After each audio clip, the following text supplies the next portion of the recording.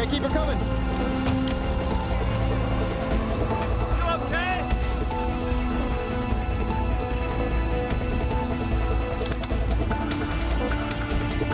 Send me down the computer.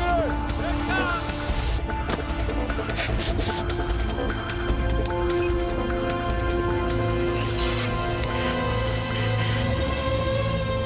My name is Richard Lieberman.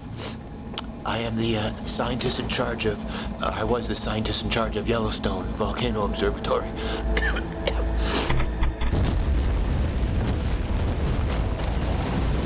I'm not sure what day it is, and I'm not precisely sure if the eruption is over. I'm trapped here in some kind of military installation in some godforsaken part of Colorado. We've got no food, and we've got no power. And the ashfall has contaminated the water supply. The air is so thick with it that we can barely breathe. These men that I'm with, they think if we stay put that we're going to be rescued. But I honest to God believe if we just watch and wait, we're as good as dead.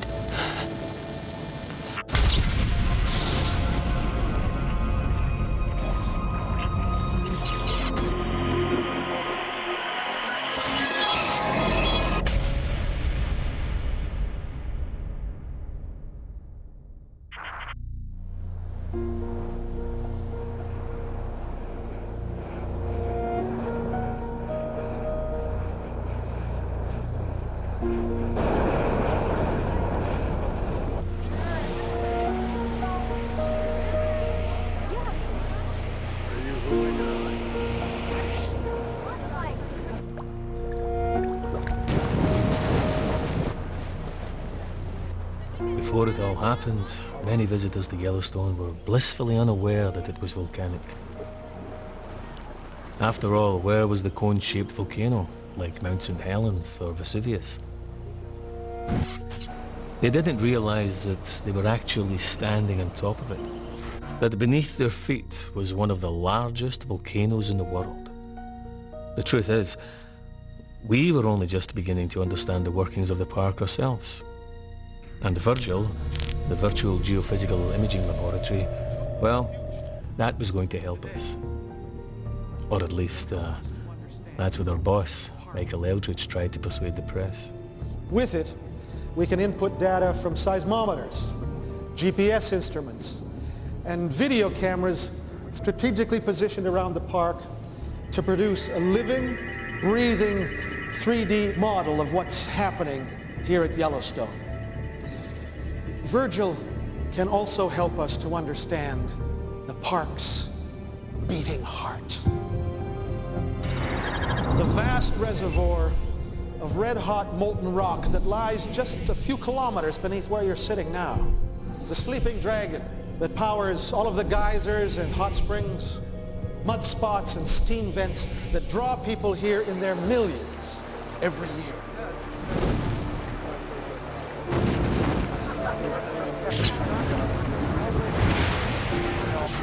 You see those colors around the edges? Yeah. They're creatures. Creatures? Tiny, tiny creatures called thermophiles. You can only see them with a microscope, and they can only live in very, very hot water like this. In fact, some scientists believe that all life on Earth began in places just like this 3.5 billion years ago. Billion? Maggie Chin, KCVZ News, Salt Lake City. Hello. Hello. Your model is very impressive, sir. Thank you, Miss Chin. My question is, will it help? Help what, Miss Chin? Well, in the last decade, we've seen more and more ground uplift at Yellowstone. 12 feet, I believe, is the conservative estimate. Well, that estimate is not conservative. Nonetheless, many of your colleagues in the scientific community believe that it's one of many signs that an eruption is coming. I'm going to let Rick Lieberman, scientist in charge of the Yellowstone Volcano Observatory, deal with that one. Rick? Thank you. This is a sequence of Yellowstone's geological behavior over the past 100 years. Okay, there we go. You see, what we have beneath our feet here at Yellowstone is a type of volcano, a type of hidden volcano, referred to as a restless caldera. Caldera because you'll note it resembles the shape of a cauldron, and restless because it spends much of its life doing what you see it's doing right here. It's huffing and puffing as the magma and the hydrothermal systems beneath the ground rise and fall for reasons that we actually don't fully yet understand. This uplift that you've mentioned, Maggie, is very simply just a part of everyday life here at Yellowstone. So we're definitely not looking at an imminent super eruption. Let me say this. The chances of a so-called super eruption are on the order of something like 1 in 600,000. In fact, it's more than twice as likely that an airplane will crash into your backyard. So, Haven't we just seen extra ground uplift at Norris?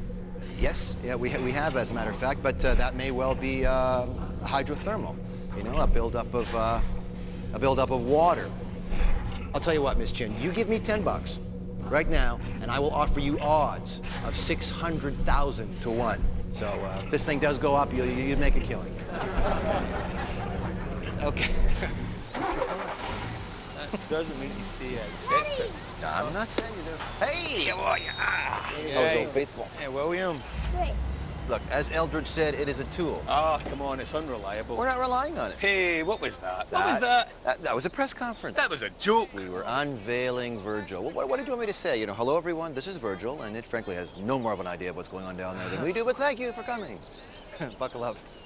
Matt, you check out the busted seismometers. I'll get there tomorrow. Good. Here's the point.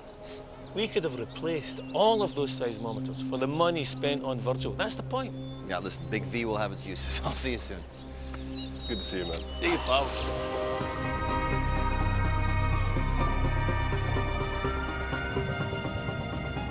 Listen, I need the coordinates of the Taiwan quake. Yeah. Kaohsiung region. Yeah. Hey. 5-7. Yep. 3-3. Okay. This thing takes up far too much space,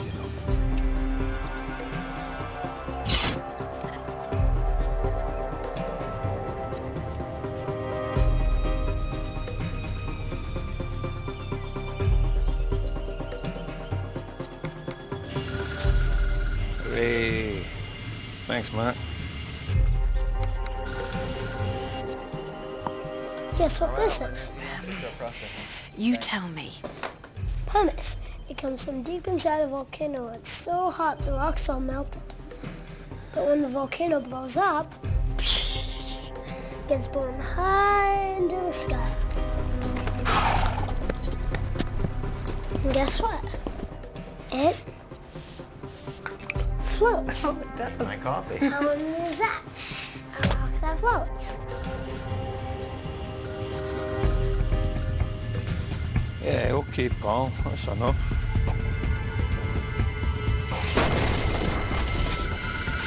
Hey, I found out about flights. They said it's fine at 7 months. Oh, come on, Fee. Honey, we just flew to Yellowstone back. Yeah, I know, but that way you were with me, and B, you weren't in the air for like 11 hours. Then I don't get to see my mum this side of Christmas, do I?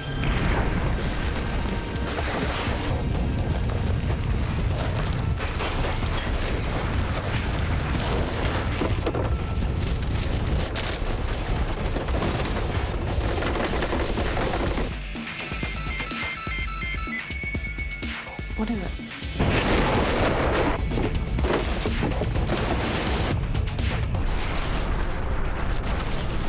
Shit, we got a quake. What? I'll call you. I'll see you guys soon. This is Matt. What's the damage? Well, some broken glass for sure, nothing major. Okay, what do we got? Be in touch. 6.9. 10 kilometers beneath the South Arm Fork. Okay, I'm running a simulation. 6.9 at what? 10 kilometers beneath the South Arm Fork. That's confirmed, 6.9. Standing by for more data.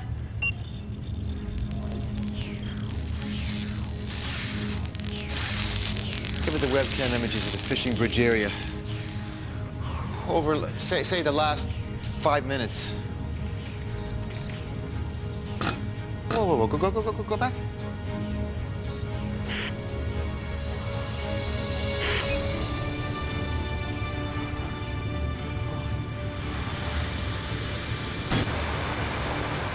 tell Matt he needs to get to the other end of the lake. Where are you gonna be? I'm gonna be in my office.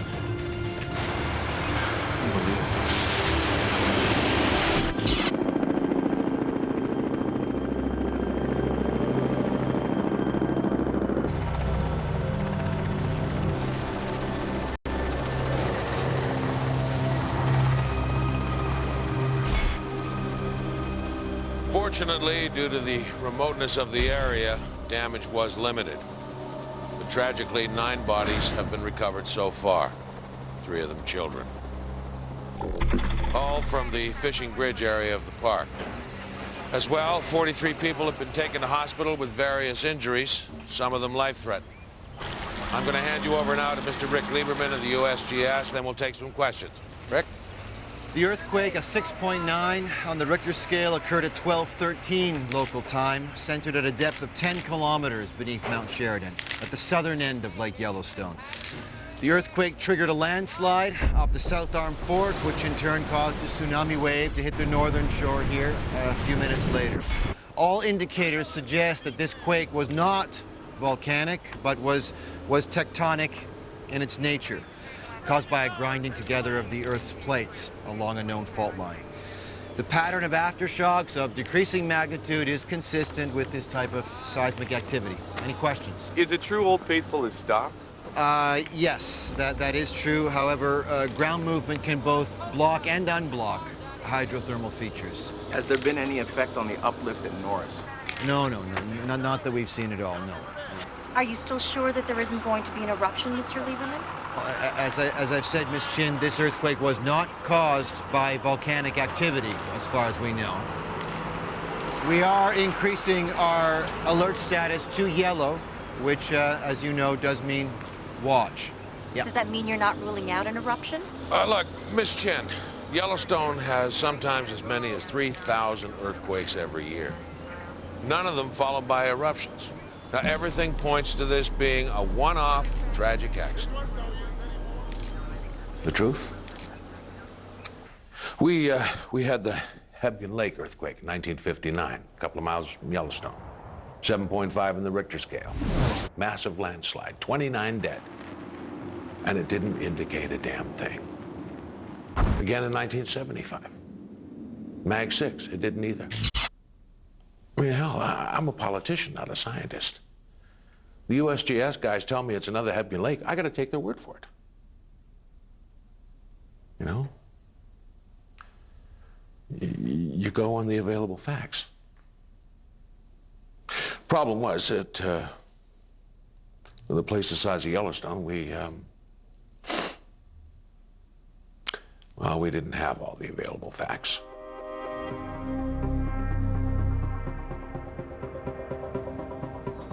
North Dakota goes there. Yellowstone so much. So South Dakota should Noted go. geophysicist Dr. Kenneth Wiley. His new book, Superbangs, deals directly with phenomena similar to those we've seen in recent days at Yellowstone. The book carries with it some dire warnings about the consequences of ignoring the Richard Lieberman, YVO. Hey, it's me.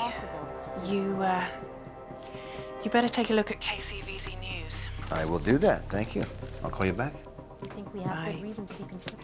Maggie, I think that we ought to make a clear distinction between a regular volcanic eruption and a supervolcano eruption. Mount St. Helens was the most violent eruption in American history, killed 57 people, and it erupted about 1 cubic kilometer of volcanic ash. Watching and the rock. great man, huh?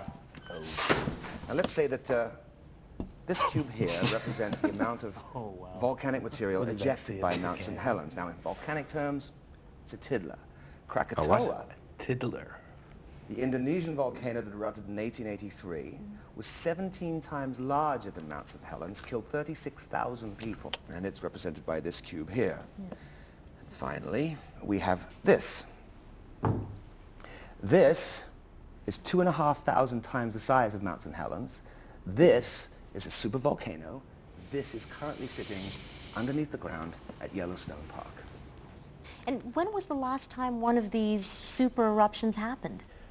About 74,000 years ago, in a place called Toba, on the other side of the world, Sumatra, Now, the volcanic eruption there was so vast, it created a volcanic winter, plunged the world into darkness, and all but wiped out the human race. Missed one, though, didn't it? And Yellowstone has produced eruptions on this sort of scale before? Oh, yes. 3 times in the last 2 million years. And you think that the activity that we're seeing there right now may indicate that it's about to happen for a 4th time? Oh, God. Yes, I do believe that these events are cyclical. 3 caldera-forming eruptions in the last 2.1 million years means, on average, 1 eruption every 600,000 years. And we haven't had an eruption like that at Yellowstone for 640,000 years now. In other words, we're overdue. No. Yes, I believe that. Oh, jeez. I believe that the warning signs are there, if you care to read them. Thank you, Dr. Wiley. You're welcome. Thank you, Dr. Wiley. God. I know he's your brother-in-law, Rick, but the guy's a total numpty. That's not a good thing, right? No, that's not good, no. We were trying to monitor something so vast that it was almost incomprehensible. The park itself is over 2 million acres, and somewhere within that was the volcano. But for the longest time, we couldn't figure out where. Then in the 80s, NASA took some aerial photographs of the park, and these photographs revealed the volcanic crater for the first time. It turns out we'd been looking on the wrong scale. This crater measured 85 kilometers by 45, big enough to hold the largest city in the world, Tokyo. Population 18 million.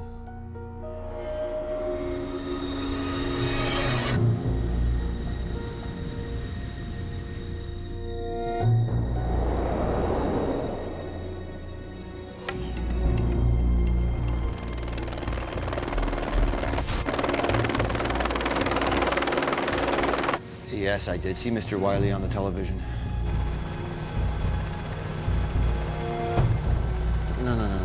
No. Approximately every 600,000 years, sir. I mean, with a conservative margin of error, we could be up by 100. And I'm telling you, sir, we're not hiding anything, all right? Everything we know is out on our website. How's it looking, Matt? It's looking good, normal. I'd like to make a couple more passes, though. Sure, no problem. No, sir, no. Sir, I'm afraid that drilling down to try to siphon off the magma wouldn't work. No. In fact, it could probably cause the whole thing to go off.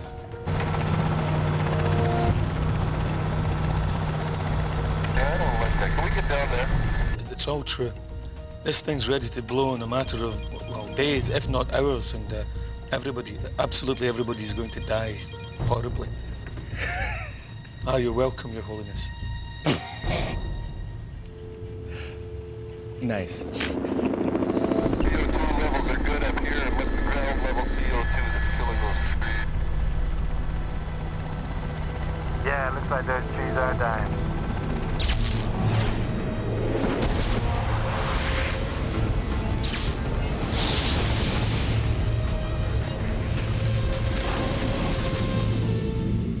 Is there or is there not a magma chamber underneath Yellowstone National Park? Yes, Ken. Yes. And is this magma chamber of sufficient size that if there was an eruption there, it could potentially be rated as a super eruption? Exactly. Well, I'm not saying that there will. I'm saying that there's a chance. No, what you said on television was overdue. You know that's what you said. Overdue, you said. Caught up in the moment, I expect. Well, you and a few million other people, I guess. Hey, let's not do No, sis, I have a legitimate scientific viewpoint. He thinks he's the... Have you ever actually been to Yellowstone? It's not necessary. No. Your excellent website provides all the data. I just interpret. Oh, you misinterpret. That's what you do. Can we not do this now, please? Look, all I'm saying is you do not go on television and create a mass panic over one potential scenario just in order to sell a book. Oh, come on. You don't go on television and tell everybody that everything's going to be just fine when you know damn well it might not be. Kenneth? No, but just... No! Both of you. I said not now. I'm sick of this. Do you have nothing else? You haven't seen your nephew in over a year. Sorry. Hello, Will. How's school? Seamless. Sorry. When I first met Rick, he was a geology student, part of a team studying Yellowstone Lake. They discovered this enormous 2,000-foot-long bulge beneath the lake. Everyone got very excited about it, and the press got hold of the story and convinced a lot of people that Yellowstone was going to blow. It created this huge panic, and then nothing happened. Made Rick very cautious about what he said in public. And when he got the job as scientist in charge, people paid even more attention to what he said. So, it's a boy, right? Little boy dragon. Huh. And with a new feature. Show me. Some sort of anomaly above the magma chamber just below Firehole Creek Basin. Yeah. Could be water or gas. An intrusion of magma through a fault line opened up by the quake, right? Yeah, impossible to tell until we get a clear image. Oh, thanks. We're still processing all the data from the KO Sunquake. Oh, God, that was days ago. Yeah, I know. Listen, Matt's found a section of dead pine to the northeast of Sour Creek. You got a visitor. Hang on. Northeast of Sour Creek Dome, along a ring fracture of the caldera rim. CO2 or heat? CO2, suffocating the roots. The magma's only 2 to 3 kilometers deep at that point. Yeah, or less if it's rising.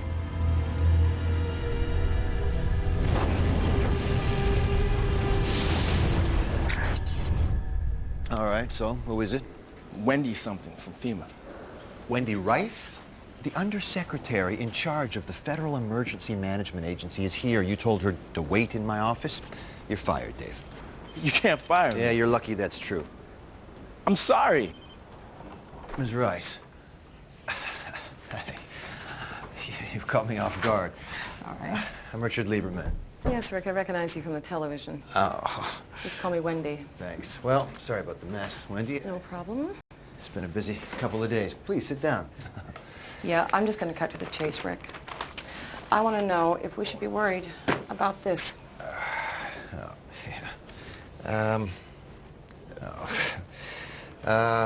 Based on the data that we're getting, yes, there are indicators that there could be an eruption. Or it could be business as usual at Yellowstone. Now, if there is an eruption, then there is a good possibility that it's going to be a moderate one. This isn't enough, Rick. If there's even the slightest chance of this happening, I want to know what that means. I want to know what we can do about it. How much do you know about super eruptions?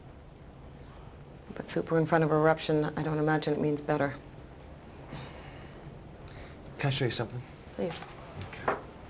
See, the magma chamber that sits underneath Yellowstone? Well, here. We think it's roughly the same dimensions as the caldera rim itself. We think it's around 40 kilometers wide by 80 kilometers long and around 8 kilometers deep. You think? Yeah, it's a very difficult thing to get a clear picture of. In fact, the only way to even attempt to see a magma chamber is, ironically enough, by relying on earthquakes. Have a seat, please. Thank you. It's called seismic tomography. What we do is we plant an array of seismographs throughout the park, and then when an earthquake occurs, the seismic shock waves from these events travel through the earth. Now, these waves move slightly slower through the molten rock than through the solid rock. So we can use these slight differences in arrival time here at the seismometers to begin to calculate and plot the rough dimensions of the chamber. It's kind of like sonar. And that tells you how much magma is down there. Well, what we're trying to determine essentially is the nature of this magma. Is it eruptible magma? Is it too viscous? Is it too sticky to go anywhere? Or is it molten enough? Is it liquid enough that it can escape? You know, we also want to know how it's situated in the chamber. Is it kind of spread out in individual pods or pockets throughout the chamber? Or, and this is what we don't want, is it accumulated in one place, sufficient enough that it could trigger a super eruption? Okay, let's talk worst case scenario. Okay, well, we have run some projections based on the first super eruption at Yellowstone 2.1 million years ago, essentially because this is the one we have the most data available on. Now, if the next one were to behave in a similar way, then we would be looking at between 2,000 and 3,000 cubic kilometers of rock, gas, and ash erupting across the United States in a pattern that looks like this. Zone 1 represents a 100-kilometer radius around Yellowstone. Basically everything in this area would be completely wiped out by pyroclastic flows. That's the rock and ash that spills from the side of an eruptive column. That is a pyroclastic flow. These surges can travel up to 700 kilometers an hour. So, yeah, these journalists were very, very lucky. Yeah, this woman was caught at the edge of a pyroclastic flow. You see, these surges can reach up to 800 degrees Celsius. Anyway, yeah, that's what happens to anyone that's within the first 100-kilometer radius of the volcano. Mm-hmm. Now, out here in zones 2 and 3, virtually everyone and everything in these two areas will be trapped by extremely heavy ash fall. That's roughly 3 million people. Yeah. And here out in zone 4, we're talking about ashfall of around 15 centimeters. Now, 15 centimeters, that doesn't sound like a lot, but you add rain to 15 centimeters of volcanic ash, and that is certainly enough to collapse a roof. And then, you know, in zone 5, it gets down to around 5 centimeters of ashfall. This is a huge area covering most of the grasslands. Any animals that happen to be grazing there. And that's also the grain belt, of course, so that's all the food gone. And then zone 6, we tail down to around 1 centimeter of ash extending out to the eastern seaboard. Centimeter. I read it takes just 1 millimeter to close an airport. Yeah. See, the thing that people don't understand about volcanic ash is it's not like ash from your backyard barbecue. It's rock. It's abrasive, it's pervasive, it's destructive, it shorts out electrical equipment, it clogs machinery, you name it. And it's also extremely tiny. It's 100 microns across. It's so tiny you can inhale it, and when you do, it combines with the moisture in your lungs and forms a cement-like mixture. You essentially drown in what's basically liquid concrete, so. Anyway, that is the worst case scenario. So you tell me, I mean, if an event like this were to happen, what is FEMA going to do? Is it going to happen? Is it going to happen? Yeah, it is going to happen. Is it going to happen in our lifetime? I don't know. And that is the most honest answer that anybody can give you, Wendy. I don't know. I simply don't accept that we were complacent. The big problem is that volcanoes are notoriously difficult to predict. Well, look at Mount St. Helens. In 1980, it erupted horizontally rather than vertically, took us completely by surprise, killed 57 people, including one of our own guys. Even with the best equipment in the world, and we had the very best, by the way, even then, you still got two big blind spots, timing and scale. You can't tell when, and you can't tell how big.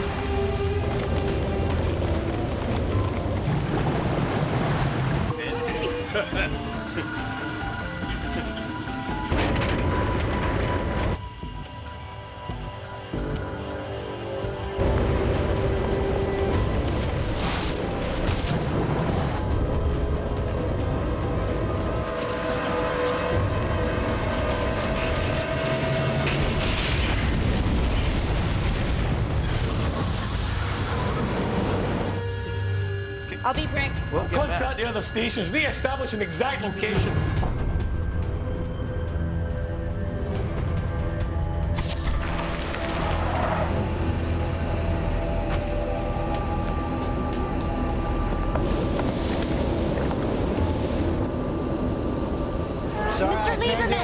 Mr. Lieberman, Mr. Lieberman. Yes. So are you still denying the possibility of a super eruption?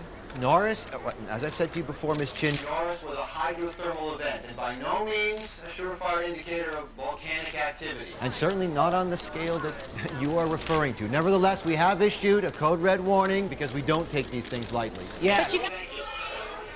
Daddy. Yeah. He's getting famous. But you can't rule out a super eruption, can you? Looks hot. Likely as an asteroid strike, according to some experts. And half as unlikely as being struck by lightning, Miss Chin. And how many of us lose sleep over that? That's all the time we have. Thank you. Thank you very much. Much politics, not enough science. Okay, we ready to run this simulation? Let's do it. All right. So what I'd like to do is run through a couple of potential scenarios here. Hey, Rick, we've got another quake just over a mile south of Norris. Okay, how big? 1.9. 1.9, okay. Now, this anomaly that we've discovered near Norris, now this could be water and gas, as we know, or worst case scenario, it could be a new pod of eruptible magma. So I want to concentrate our simulations around this area and see what the potential damage could be, okay? So, option number one. Let's say that we've got 1 cubic kilometer of eruptible magma. Okay, and drop it. Run it.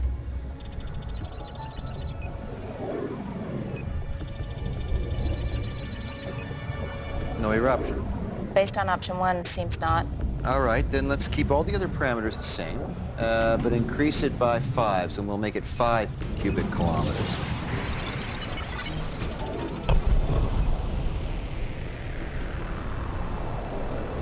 Okay, how big is this? Moderate VEI2. VEI2, and duration? Over approximately 3 days. With that amount of magma, it could have been a lot bigger.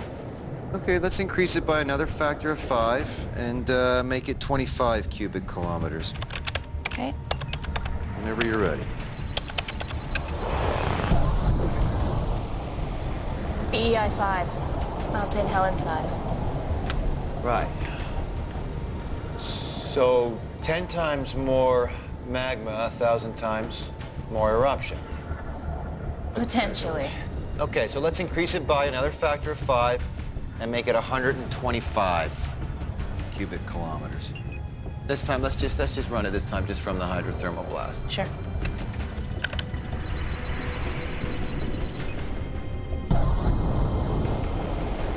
VEI5 again. Okay. VEI5 again.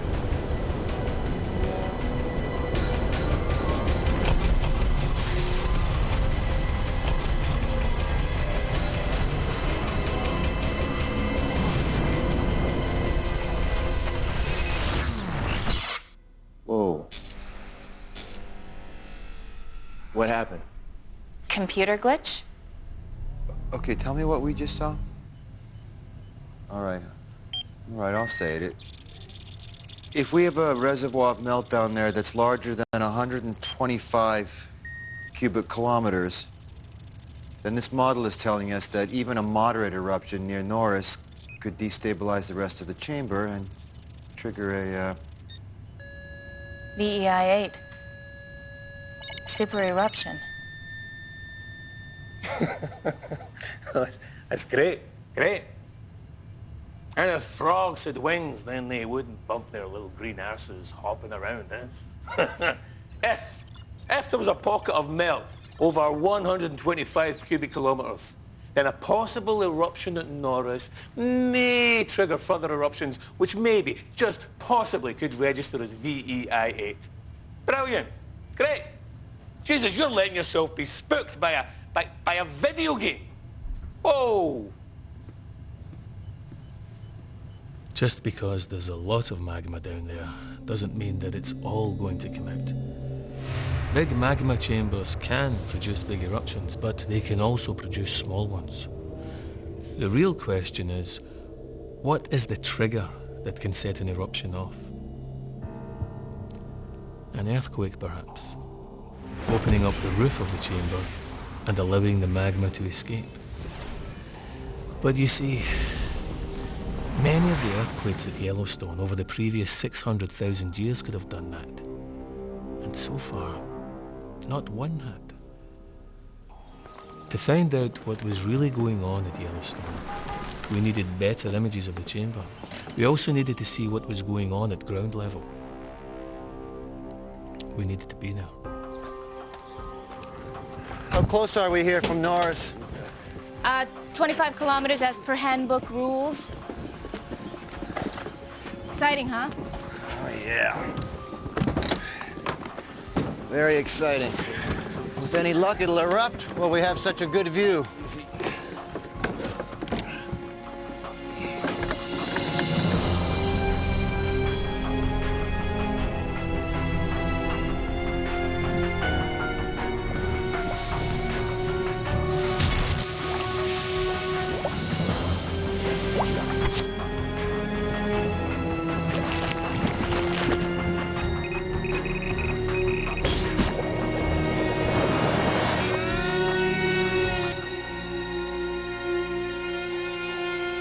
Rick? Yeah. Hey, it's Nancy. You better get up here right away. Okay. So where's this uplift concentrated? Here, Firehole River Basin. It's miles from Norris. Hang on. The question is this rising magma or is this groundwater?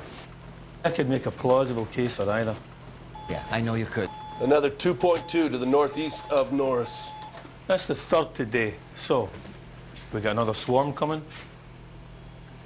I need the SRI data for the entire park. Could we get more instrumentation down at Firehole River Basin? If we steal them from elsewhere. Well, steal them. The ground uplift, earthquake swarms, rising levels of carbon dioxide, and the hydrothermal event. All of these things can be indicators of volcanic activity. Equally, they can mean nothing. We closed the park to be safe, but that didn't stop the hordes of people coming to check it out for themselves. Hey, Rick! Rick! Hang on. Hey, Miss Chin. can we come in? Look, I've got to cover this one way or another. It's my job. Okay. Do you want to cover this? All right, then you need to understand what it is that you're covering. Yeah, it's me. Get me Matt. Okay, come on in, Maggie. Let's go, I'm guys. sorry, guys. It's not the crew, okay? Come on through. Just not the crew. It's me. We're going to give Maggie Chin the tour.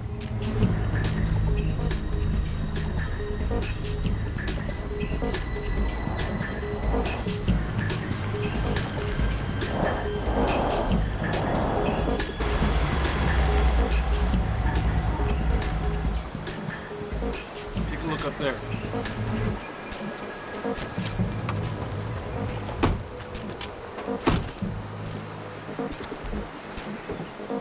You're looking at the northwestern rim of the giant caldera.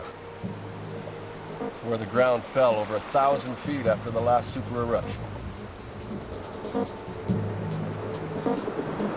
So we're in the volcano. Sure are. I thought we'd take a little drive to the other side.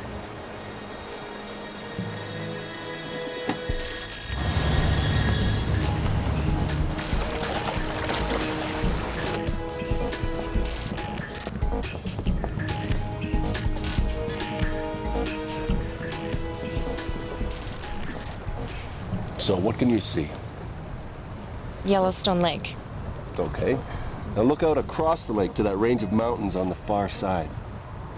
The Absarokas. That's right. How far would you say those mountains are from here? How far?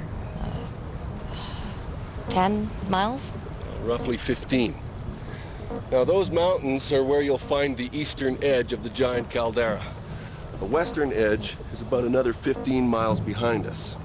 Now, north to south, it's even further. It's over 50 miles. So that's about 45 minutes of driving, and we're still only in the center of the volcano crater. What's your point, Matt? My point is, if this thing erupts, you'll die. If you think you're going to win some award or get promoted because you knew about this first, you won't. There won't be anyone around to give you your pat on the back.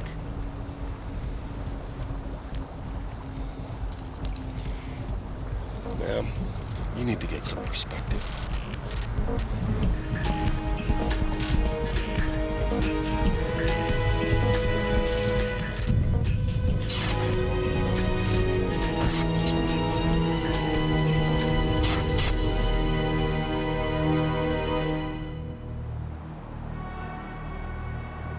Would erupt with devastating force, causing destruction on a previously unknown scale, not just in the immediate vicinity. Just a few inches can increase the weight beyond breaking point, and that doubles it. I wouldn't call it complacency exactly. I do think USGS is being rather slow to react to certain threats that I think are rather serious. Every 600,000 years. You think that it's going to happen on our watch? I don't know. It's just a feeling. You feel it. You know what? It's not a feeling. It's more, you know what it is? It's a fear. Fear of what? It's a fear of not knowing enough to be able to predict something like this. It's the fear of knowing too much and not being able to do anything about that. You know, it's not something that we can afford to take a gamble on, you know? We look at numbers and graphs and simulations for answers. Well, what happens when we don't get them? Rick, it's different out here. There's a feeling that something's about to happen. But what do I know?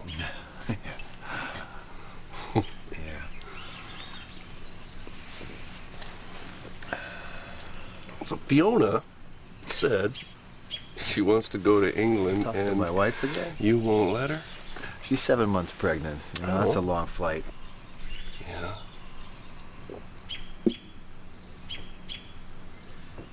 Put her on the plane, Rick. To a geologist like me, there is only one surefire sign of an impending eruption, and that's harmonic tremor. That's a seismographic reading which indicates that magma is on the move. Even then, though, even when you see one of those, you can't tell how big an eruption you're looking at, but you know that it's coming. Well, on the 26th of June, for the first time, we saw just that. We saw harmonic tremor. And where is it? Norris. Rick, you want to suggest a change of alert? Yeah, you know, another red, it's going to create more panic. This is as sure as we get. I know. This is imminent now. I know. You want me to plug the data into Virgil? And find out what? Hang on. No, really, please, and find out please. what? Let's do that and just see if it... Look, there's going to be an eruption, okay? We know that. I don't need you to tell me what harmonic tremor means. So now you need to advise an upgrade to the alert status, and you need to let people know. Okay, so if I upgrade to a red, everyone's going to think that we've got a super eruption on our hands, and I am not going to be held responsible for some kind of mass panic. But wait a minute, it is our responsibility. No, shut up, Dave. It's our job, it's our duty to let people know, to tell them what we know, so get your ass off the fence. Well, and you tell me, going on TV and telling Joe Sixpack that the end of the world is nigh, you tell me how that's going to help this situation. What do you think our purpose is here? Hey, listen, I will brief FEMA and I will brief the state, but just before they evacuate the whole of America, they're going to want to know how big the thing's going to be. Well, at least the ship's got a bloody captain there.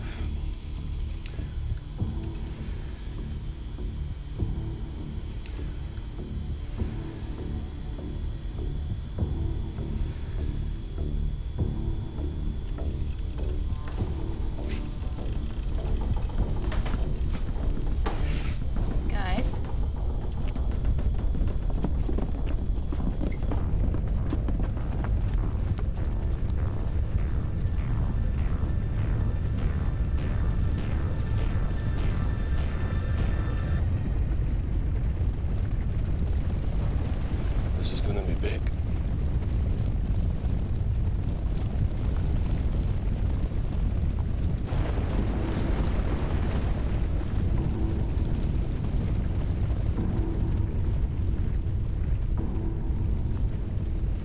What is going on? Nothing is going on. What do you Come mean to say? on. What, no mention of it for weeks, and all of a sudden we're going to England. It's not like that. I'm not supposed to be suspicious. Look, you said that you wanted to go and see your mom, Oh, Jesus, right? Rick, just be honest with me. I'm being honest Are with you? you, yes. This is going to be a big eruption. You've got to come with us. Look, it's going to be exactly what I said that it's going to be. You know, this little girl may never meet her father because of the decision you're making right now.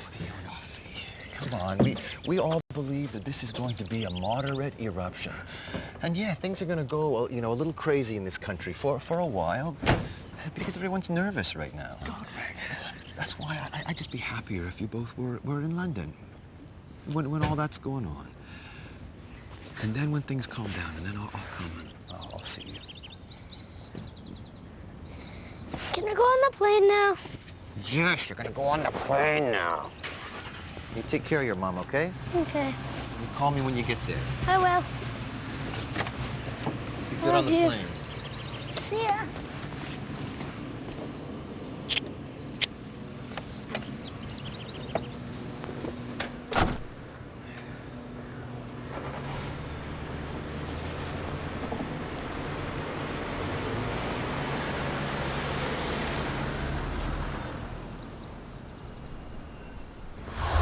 I'm going to refer you to our San Francisco FEMA office, and I want you to talk to Lisa Cochran. She'll be the one to direct any activity at that point. Okay. One moment. Bring the center screen volume up. A leaked email seen by KZVZ confirms that the U.S. Geological Survey expects an eruption anytime soon, possibly within hours, and possibly with devastating consequences for America and the world. Oh, God. I'm Maggie Chin with KZVZ News, reporting to you live from Yellowstone National Park. A radius of 100 miles around the park is being evacuated amid scenes of chaos and confusion. Highway 20, the main route linking West Yellowstone to Idaho Falls, is at a complete standstill. Meanwhile, towns and cities hundreds of miles from Yellowstone are under siege as panicked buyers stock up on provisions like canned foods and water. Many stores have been forced to close early, prompting fears that violence will soon erupt. We have to shoot him, we will. We'll defend our property and our life. You do realize it's the worst possible way to come out, guaranteed to maximize panic. The story's been picked up by all major networks, not just in this country. All I know, Wendy, is it didn't come from my end. Nor from Governor Marshall's office, nor from anyone here in Washington. Still, we have to deal with it.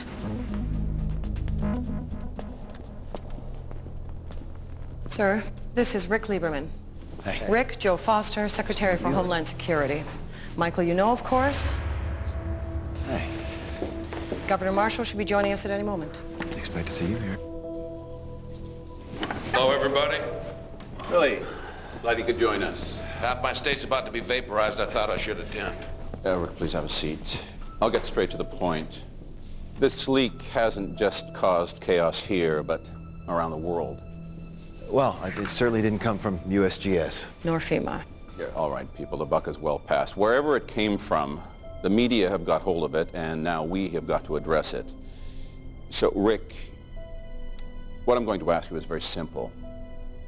I need you to make a statement ruling out the possibility of a super eruption. Well, ruling it out. Nothing bigger than Mount St. Helens. People would accept that, and it's what the evidence suggests. I can't. I beg your pardon? Well, I'm sorry, I can't say that. Why the hell not? Because our computer model now suggests that even a small eruption could destabilize the magma chamber and trigger a super eruption. Rick, I understand that, but you're talking remote possibility. No, I'm talking about... What I am talking about are hard facts. Fact one, there are food riots. People are fighting each other to leave the country. Fact two, the dollar is on its knees. Wall Street has crashed. Your country is going down the toilet, and you're telling me you're not prepared to make a statement to help stop that? Please, with all due respect, sir... Governor Marshall? Rick, every highway, every interstate in Montana, Wyoming, Utah, Nebraska, the Dakotas, Iowa, and Nevada is turning into a goddamn parking lot. Everybody's trying to get the hell away from Yellowstone. Nothing's even happened yet. Yet. Now, the point is, Rick, even if the worst does happen, with clogging up the roads, screwing up the airlines, that's not going to do any of us Wendy, any good. I appreciate that, Wendy, I do. But until I have something definitive, please don't make me make statements that are Rick, contrary to... You know as well as I do that harmonic tremor can stop as well as start. Mike. It's your responsibility. My responsibility is to tell the public and the landholders what is happening at Yellowstone. You know that. You used to know that. Actually, Rick, as a federal employee, your responsibility is what's best for the country. Now, you have evidence of an eruption, but, and I've heard you say this yourself again and again, chances of a super eruption are virtually zero.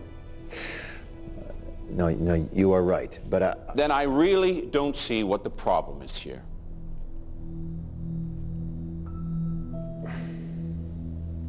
Thank you all. I'll see you in 10 minutes.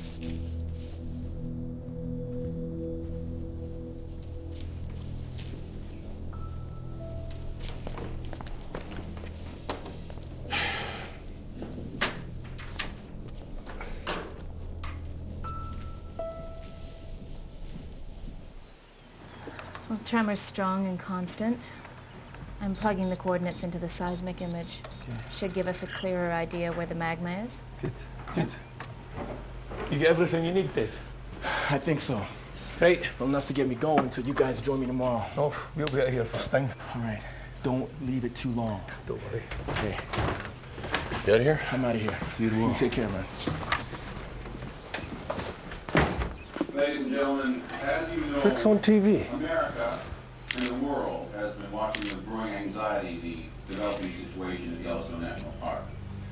After a full briefing from the U.S. Geological Survey and in particular the scientist in charge at Yellowstone Volcano Observatory, Rick Lieberman, I can assure you all that after weeks of intensive monitoring at Yellowstone, they have gathered no evidence to suggest a so-called super eruption is imminent. Instead, the USGS believes that a small to moderate eruption, an event comparable in size to the eruption at Mount St. Helens in 1980, may be due. At this moment, we are taking the appropriate precautions in line with this scale of eruption. The evacuation of the Yellowstone vicinity is currently underway. For those in states bordering Wyoming, we ask you to follow standard state advice, remain indoors, seal all doors and windows, and stock up on sufficient food and water for 3 days. I ask my fellow Americans to stay calm and to use your usual good sense at this time. Thank you. Mr. Lieberman, up until now, you've been extremely measured in your statements about Yellowstone. Do you agree with Secretary Foster in what he just said now?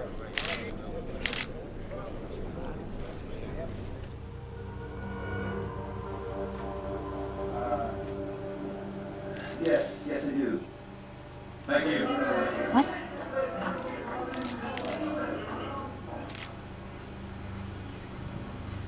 Nailed the poor bastard to the wall. Passengers on flight HA356 to San Francisco. Hi. Towards the rear of the plane, left-hand side. Boarding pass, please. Oh. To left-hand side, sir, towards the rear of the plane. Okay, thank you. Hi. You sitting up here? Oh.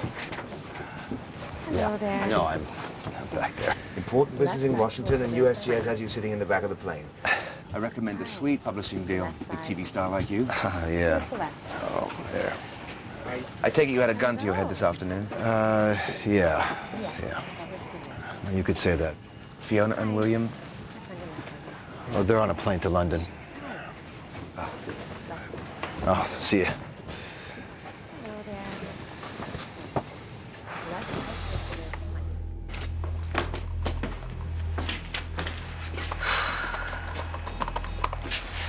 Okay, guys.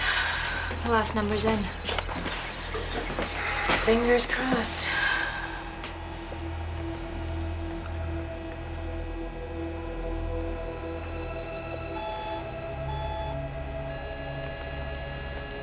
Just what are we looking at here? 1,500 cubic kilometers of melt.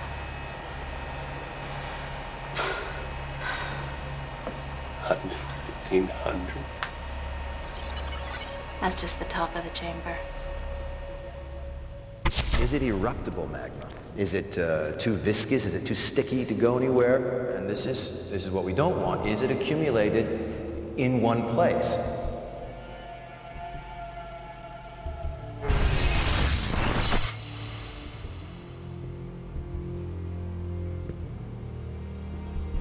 This model is telling us that even a moderate eruption near Norris could destabilize the rest of the chamber and trigger a BEI-8, super eruption.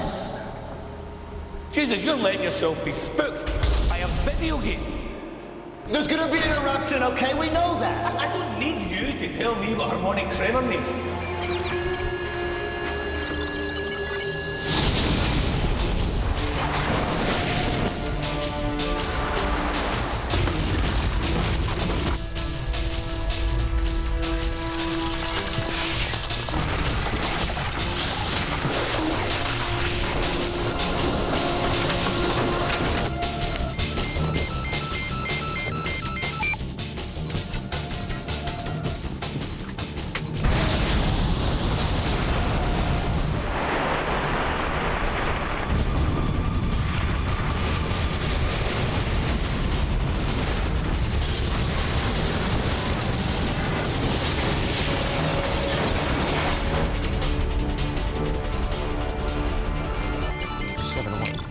Sorry. Sir, please sit down. The captain hasn't turned the fasten seatbelt sign off yet. Sir, the Field office. I need to speak. Sir, I have to ask you to turn your phone off. Jack! I think he's over here!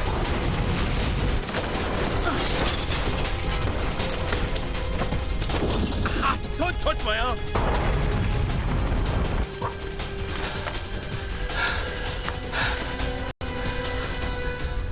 This is it, man. It started.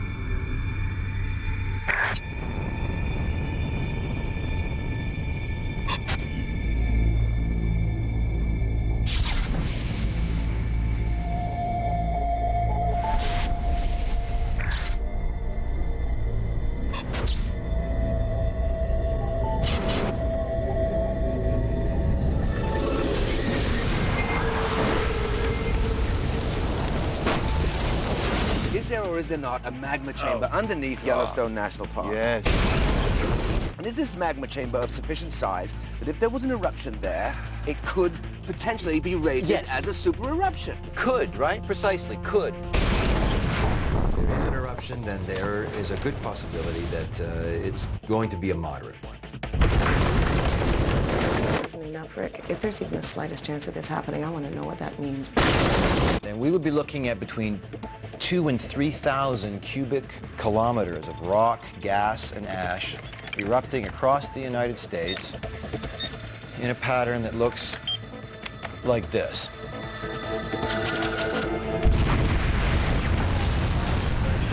Expects an eruption anytime soon, and possibly with devastating consequences for America and the world. Jesus, Rick, just be honest with me. I'm being honest with you, yes. This is going to be a big eruption. You've got to come with us. I don't need you to tell me what harmonic tremor means. If I agree to a raid, everyone's going to think that we've got a super eruption on our hands. I am not going to be held responsible for some kind of mass panic. Mr. Lieberman, Mr. Yes, Lieberman. hang on. Mr. Hang on. Lieberman. Yes. Are you still denying the possibility of a super eruption? It's twice as likely as an asteroid strike, according to some experts. And half as unlikely as being struck by lightning, Miss Chin. And how many of us lose sleep over that?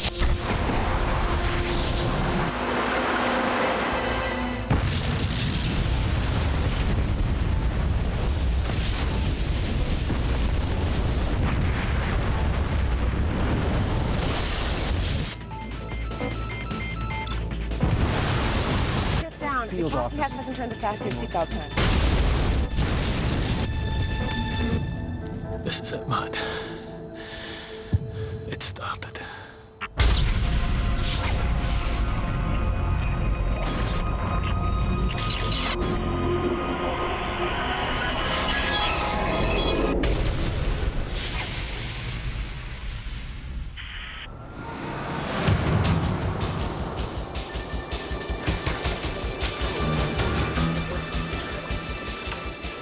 Hey, Bob.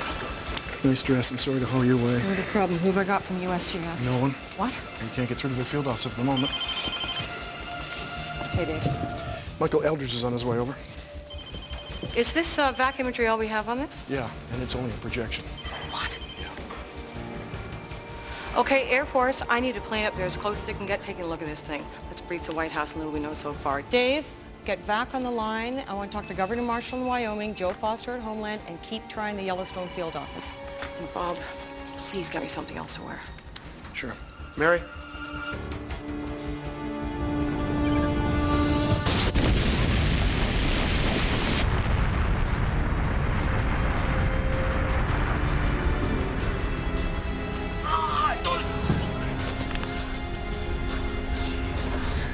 You got the chopper. You need to take a look, man. You need to see what's going on. Make contact with Dave. Let him know what's happening. Go.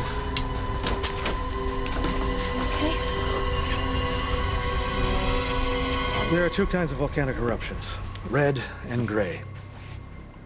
In a red eruption, the magma, it's actually called lava when it's erupted, flows freely from the ground. You've seen it on TV, this slow-moving flow of molten material. It's damn destructive in its own way, but slow, very slow. You can literally outpace a lava flow without breaking a sweat. Not so with a gray eruption. What you have there, you've got magma trapped by overlaying rock, okay? The pressure builds and builds to the point the whole thing blows. The magma under pressure turns to foam and gas, which bursts upward in a vertical column at twice the speed of sound, 50 kilometers up into the stratosphere. Sir, there are no cell phones Field permitted office. on this aircraft. I understand. I need to... Sir, I have to ask you to turn your phone off. My name is Richard Lieberman. I'm the scientist in charge of Yellowstone Volcano Observatory. I'm receiving news of an emergency here that could affect the flight path and safety of this aircraft. My God, has something happened? I need to speak to the captain, please. Okay.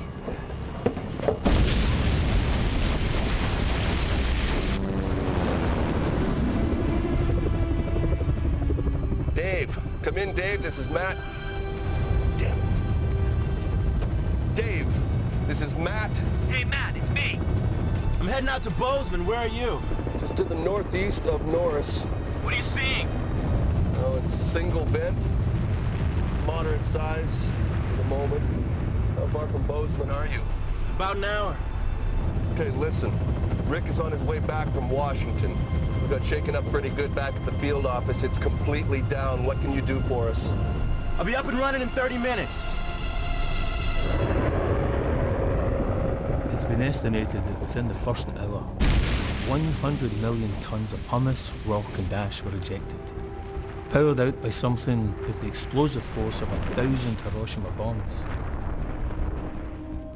Then the wind carried the top of the column eastwards. Within an hour or so, pumice and ash began to fall in towns hundreds of miles away from Yellowstone. Cody, Billings, Idaho Falls, Bozeman, where Dave was.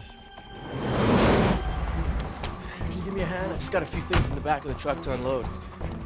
Thanks a lot. Rick! Rick, it's Dave. Dave, listen. How's this? So I spent seismic activity? Has it triggered an eruption?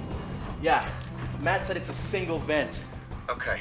Dave, I need to determine the size of this vent. I need to do that as soon as possible, all right? All the equipment's down, and Matt can't get a clear view from the chopper. Just put that down anywhere. I'm booting up a link to... Please, tell me you have a high-speed data port. Oh, yeah, it's right over there. Oh, thank God. Thank you. Sorry, Rick. Yeah. I'll have a satellite uplink in a few minutes. Should be able to see the ash cloud, and I'll patch in the back. Okay, listen, Dave, I need you to talk to Michael Eldridge in Washington, okay? Get a hold of him, just, inform him about what's happening, and tell him that we need him to declare red level 3 emergency, all right? You got that? Red level 3. I got it. All right, and if this vent gets any bigger, anything else opens up, then I need to know about that, Dave. Will do, boss.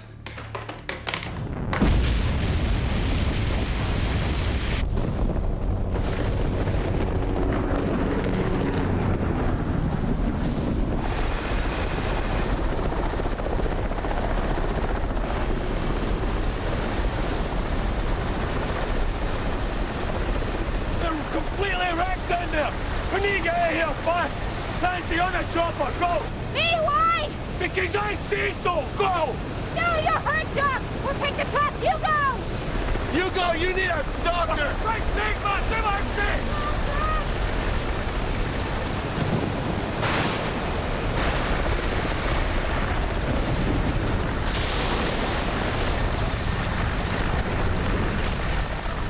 The biggest danger from an explosive eruption is the pyroclastic surge.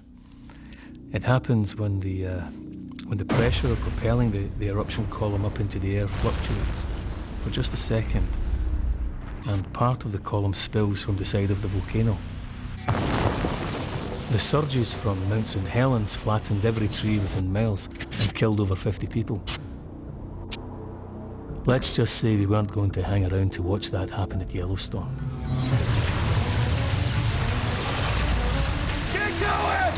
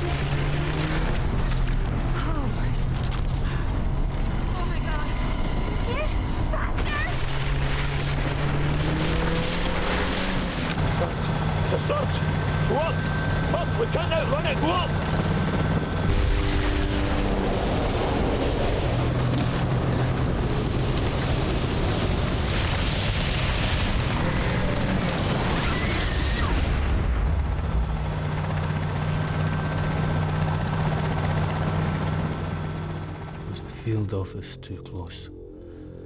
With hindsight, yes, but you have to be close to get accurate information.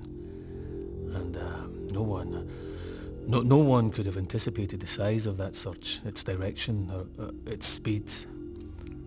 Pyroclastic surges can travel at up to 800 kilometers per hour, with temperatures of up to 500 degrees.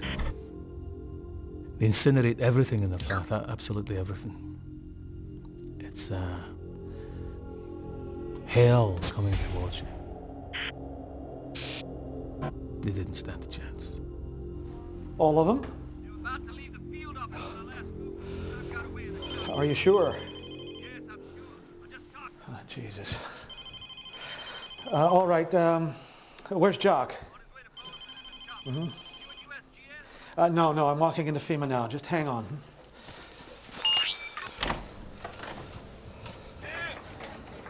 Listen, I'm going to pass you over to Wendy. I've got Dave Price on the line. He's in a backup field office in Bozeman. Okay, let's patch him through. Everyone, this is Michael Eldridge from USGS. Dave, this is Wendy Rice at FEMA. Do you have any update on the size of the eruption? Yeah. Jock Galvin left the scene by chopper a little while back and said it was a single vent. But the GPS and SRI data show signs of swelling all over the park and increasing earthquake swarms. My guess is it's only a matter of time before we see new vents opening up. Thank you, Dave. Stay on the line and keep us up to date. Will do. Denver, bring all USAR teams to standby. Inform Governor Marshall this could be bigger than anticipated. Are we recommending evac? It's his call, but we're advising against. It's safer inside than on the highway. Well, as I was saying, our flight plan has us about 348 nautical miles south of Yellowstone at our closest point. So if ash from your volcano does head our way, the Volcanic Ash Advisory Center will divert us long before we get anywhere near it. Okay. Well, how often does VAC check the satellite? About every half hour. We can put in a call now for an update. Would make you feel better. Yeah. I'd appreciate that. If you'd keep me informed. Sure. Thank you.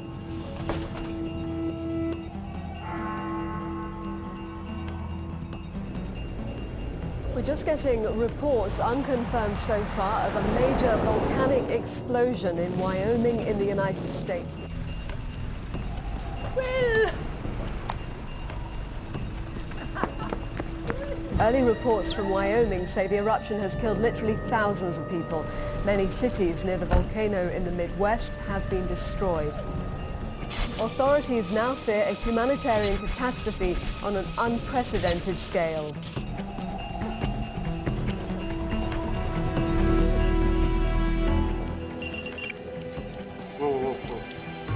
Boise, Idaho's reporting a citywide blackout. I'm getting reports of rolling blackouts west of Yellowstone. Ash, fall on power and relay stations. Okay, tell our FEMA offices in Montana, Nebraska, Utah, and the Dakotas to shut down their power grids and switch to backup generators as of now, and make sure those generators are protected against the ash. I'd also advise them to shut down all air conditioning units. The ash will get everywhere. Okay. All federal buildings need to seal up and start recycling their clear air.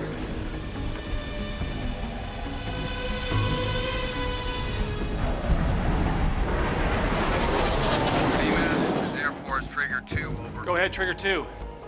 I'm now monitoring the eruption column at level 500. Indications are below about 290. The wind is westerly, but above that it veers around to 7 or northwest. Over. Hank. You got those coordinates? 290, the wind is westerly.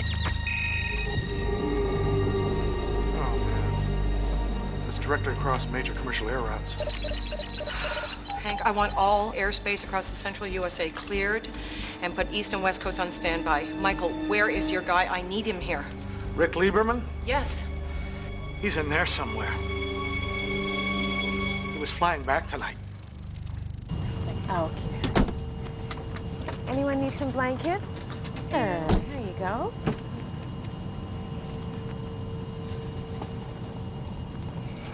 So, it's a single vent. Single vent? Yeah. So Mount St. Helens, then? Yeah. Like you said? Yeah.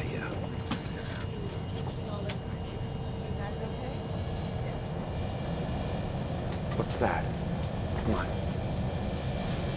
That smell. Sulfur. Oh, Jesus.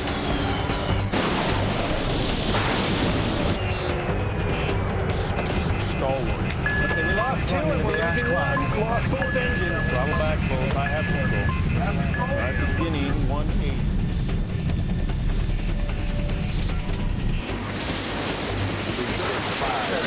Lay down. We lost both engines. Lost both engines. You have control. Starting 180.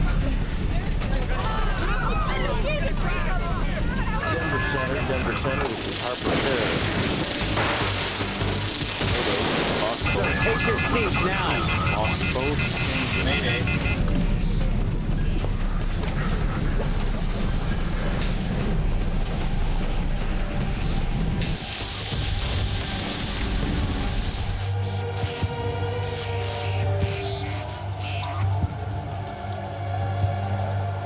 Dave, you getting this?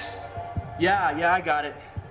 Does the guy have a zoom? Can you get him to zoom in? Trigger 2, can you zoom in?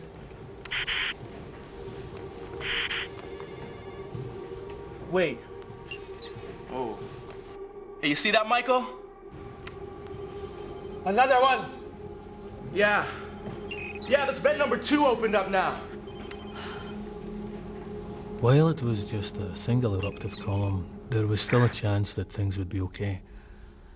But the second eruption... Clearly, there was so much magma and pressure in the chamber that it couldn't vent through a single column. Instead, the whole caldera began to unzip in a series of smaller eruptions. Once that started, we had no idea how long it would go on for. Days, weeks, months. We just didn't know.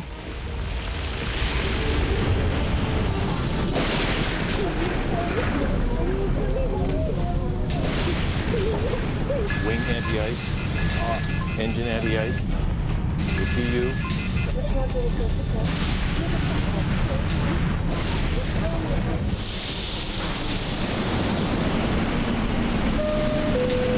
Ladies and gentlemen, this is Captain Frank.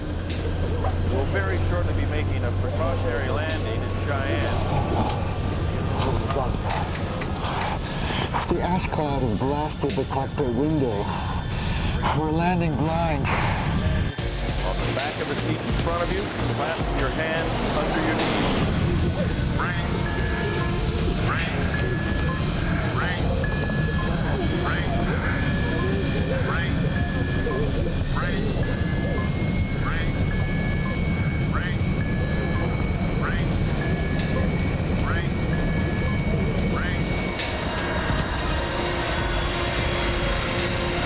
On average, worldwide, about 4 planes each year unexpectedly fly into ash clouds. And on that night, 35 did, and that was just over the U.S. Flying into one of these ash clouds is worse than getting a dump truck full of sand thrown into your engines, because volcanic ash, well, it's rock. The ash melts over fuel nozzles, a turbine, various engine parts. The really amazing thing is how often the engines survive and restart once you get back into clean air. So we were among the lucky ones. We got down in one piece.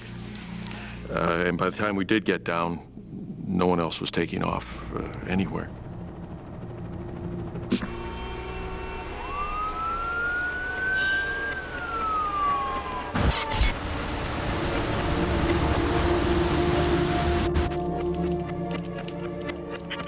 We're getting reports of large numbers fleeing into Canada along Interstate 15 and 29. Lincoln, Nebraska is on standby to evacuate. Stand them down. I need to clear those roads and get me a transportation update on the Coast Guard. The Air Force is evacuating its planes out of bases at Minot, Grand Forks, Ellsworth, Nellis, Kirtland, Offutt, Peterson, Edwards. Is there anywhere they're not evacuating?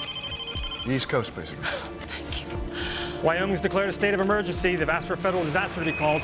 Did you get that, Denver? Guys. Hey, guys. Looks like we got another vent opened up. Oh, God, 3 vents open. Michael, how bad is this going to get?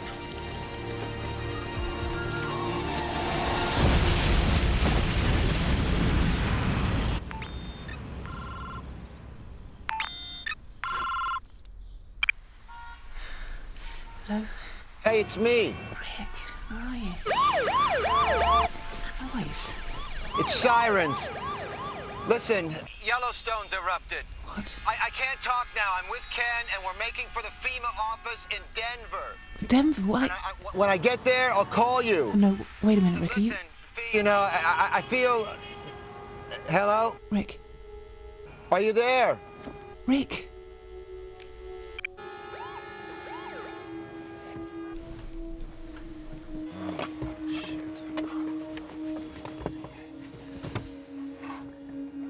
Initial reports suggest that a team of scientists from the US Geological Survey, who are monitoring the site from a field office within the park itself, have been killed.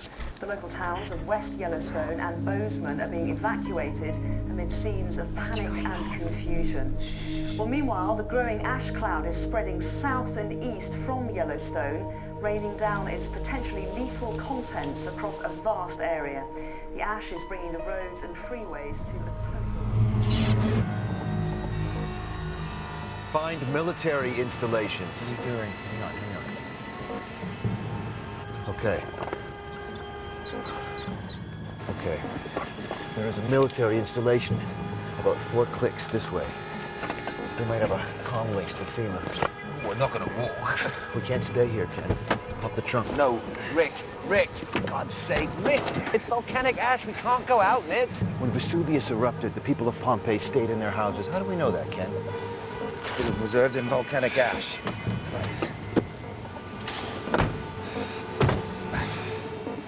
We'd already seen from previous eruptions, Mount St. Helens, Montserrat, Pinatubo, we'd already seen that the terrible damage that even small amounts of volcanic ash can do. If it gets in your eyes, it can blind you. When it's breathed in, it will mix with the moisture in your lungs to form a suffocating cement. It's also unbelievably dense.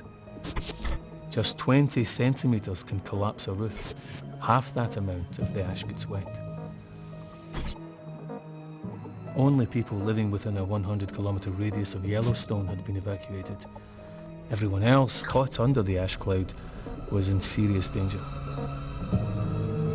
Dave, are you getting this? Yeah, I'm seeing it. 2 more vents makes 5. I'd say the caldera is definitely opening up. What do you think, Michael? I concur with that.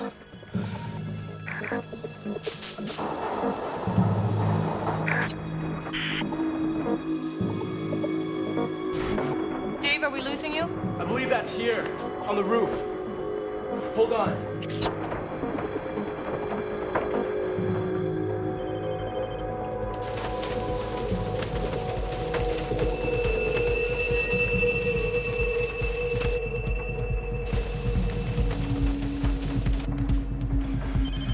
Thomas, coming down hard. Dave, you gotta get out of there now. What, and go where? Well, you got a secret highway no one knows about? What about the people in the motel? Some have gone, but most are staying inside hoping to ride it out. Man, I'm just hoping the room service guy's still around.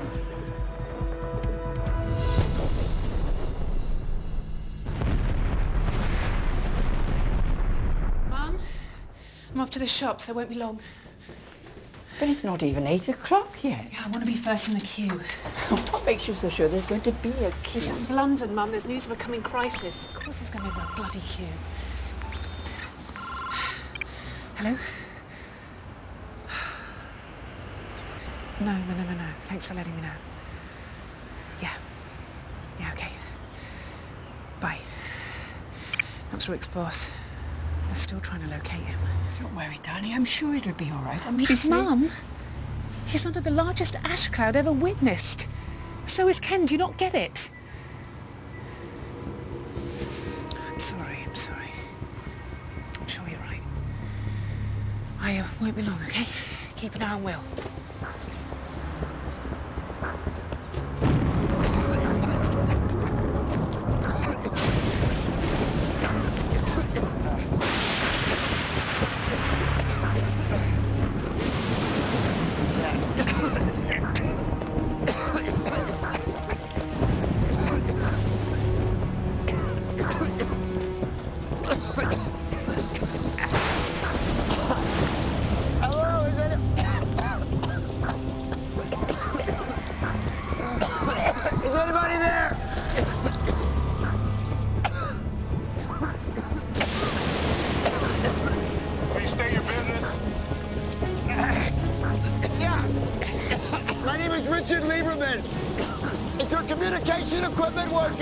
Yes, sir, it is. You need to contact Wendy Rice at FEMA in Washington. It's Richard Lieberman, YVO. So hold on a second.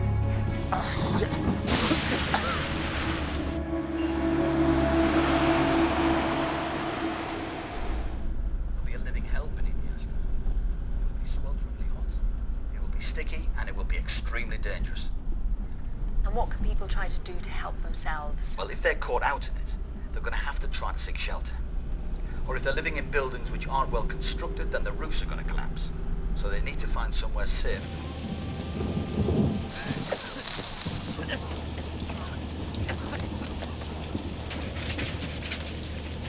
Yeah. She's here. Don't hang up. Wendy. Wendy Rice. Let him in. Give him anything he wants. They found Rick Lieberman.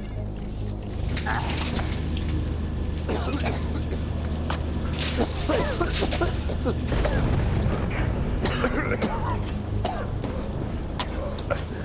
Sergeant Jeffrey Johnston. Hope you guys understand the precautions. Yes. Thank you for letting us in. There's water downstairs. Thank you. After you guys.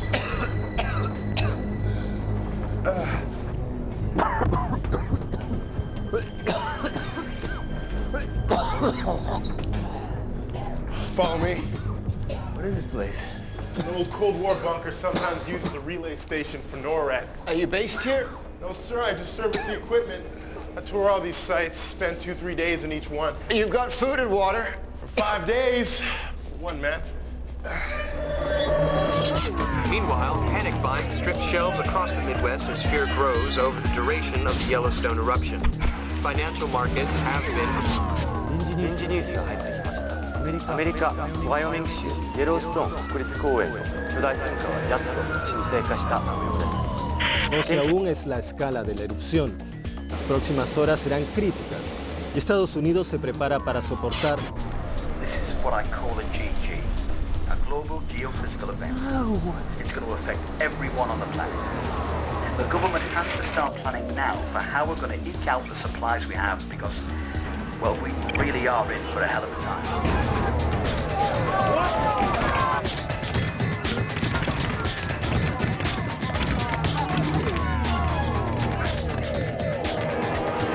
The scale of the eruption is still the subject of conflicting and confusing reports. While officials claim it is the small to moderate event predicted, the ash cloud has spread well beyond the area that's been evacuated, prompting fears that the eruption is much bigger than anticipated.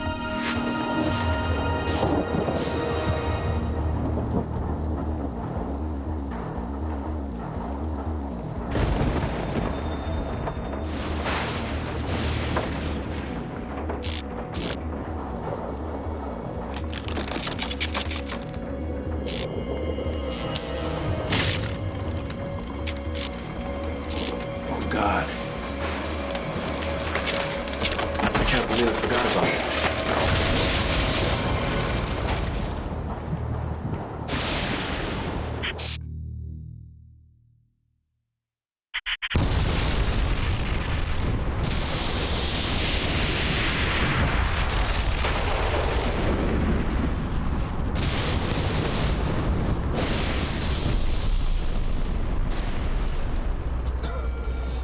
Try that again. You can go back to what you had before. There we are. Are you getting this, Rick? Yeah, almost. What do you make of it? Show me the satellite image. Mapping, bring up satellite.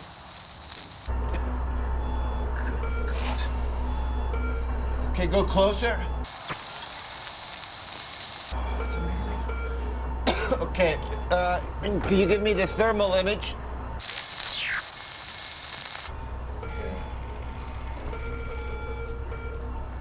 Hey, Wiley, what's he doing? Gauging how big the eruption is. Trying to figure out how long it'll last. Well? Looks to me as if the various vents are beginning to define the rim of the new caldera. So I suspect that eventually they'll all merge to unzip themselves into a single massive vent. Rick, can you give me any idea of how long this eruption will last? Well, this looks about half as big again as the previous caldera, so I think you're looking at something 60 kilometers by 90 kilometers. I mean, we are looking at an event on the scale Of the Huckleberry Ridge eruption. It was the first at Yellowstone. And the biggest. And? And if that ejected 2,500 cubic kilometers of material, then we have to make some kind of estimate for the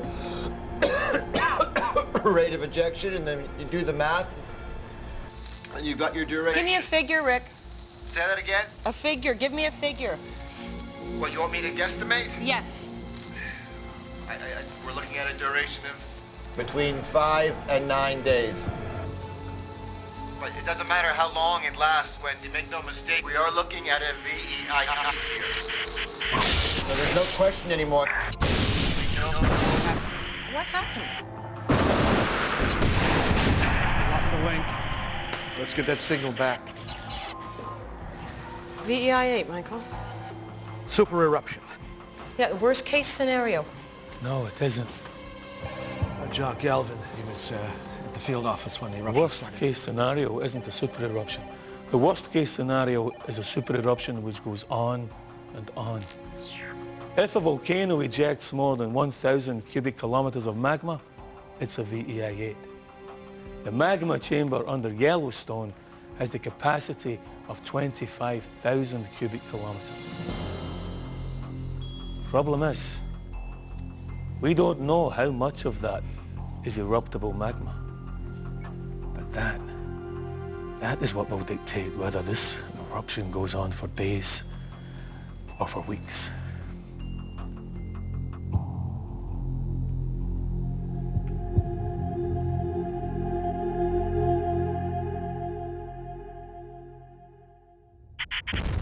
By day 3, the volcano showed no signs of slowing.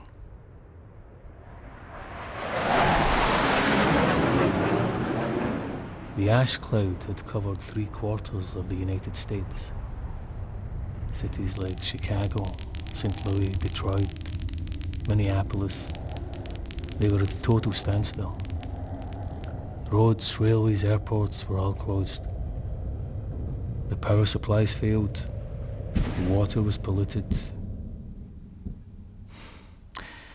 Every day it moved eastwards by another 150 kilometers. And all we could do was sit and watch.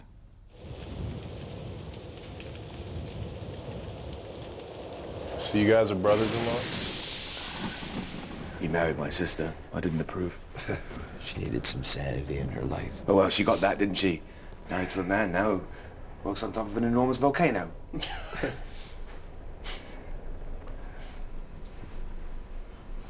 Where's she now? Fiona, she's in London. Well, at least she's okay. She's not okay. She's not okay. And as long as this eruption continues, there's nobody on the planet that's going to be okay. Can't afford to think like Oh, that, can you? come on. Toss a coin. Heads we live, tails we die. It's that random, Rick. Don't you try and be reasonable. Not now. Can. Oh, come on. We're running out of water. We're running out of food. The air is slowly turning to poison. You believe in God, sir?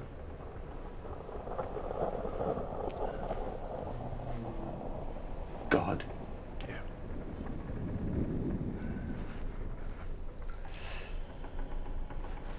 You think, you believe that this is all God's wrath, Johnson? I believe in his mercy. Oh, nice. Well, you can go outside and you can tell those hundreds of thousands of people who have just died in this sudden cataclysmic eruption of God's mercy. It's not helping. I'm not man. trying to help, Rick. You expect optimism at the end of the world, Well, if that's what it is, then you should probably go upstairs and take a big gulp of air then. Because otherwise, what are we sitting down here for? You know, are we delaying the inevitable? Is that what we're doing? In my book, that's exactly what we're doing. Well, in my book, I'd like to think that I get to see Fiona and Will again. You know, and in Johnston that he gets to see his family. I think as long as we remain focused on that, we're going to be a lot better off. Yeah, well, my book's more pessimistic, isn't it? Yeah, well, your books always are. L'eruzione possa essere contenuta o se ci troviamo di fronte ad uno dei peggiori disastri. We have no clear idea of how long it might last or what devastation it might reach. يشير آخر الأنباء إلى أن الحمم والصخور التي قذفها الانفجار البركاني. Listen to the advice of your local emergency services. Follow it. May God be with you all. Hundreds of thousands of US citizens are homeless as they've fled from the ash cloud that now covers 3/4 of the country. Thousands of others have been trapped in their homes, and the Federal Emergency Management Agency admits it could be weeks before they can get aid to them.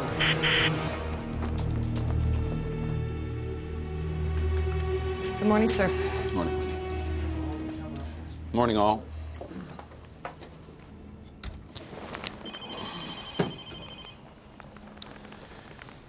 One hour ago, Air Force One took off from Andrews en route to a military bunker in Florida.